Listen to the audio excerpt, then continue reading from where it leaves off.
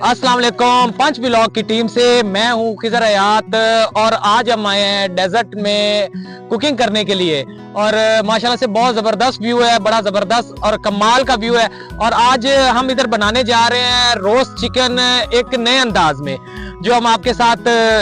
آگے جا کے شیئر بھی کریں گے، اور اس کے علاوہ ہم بنا رہے ہیں بریانی، اور ہمارے ساتھ رہیے گا۔ اور باقی آپ دیکھ سکتے ہیں کام سٹارٹ ہے، ڈیورنگ دا نائٹ ہم ادھر آئے ہیں، اور ہمارے ساتھ رہیے گا اور ہم آپ کو وقتاً فوقتاً دکھاتے رہیں گے۔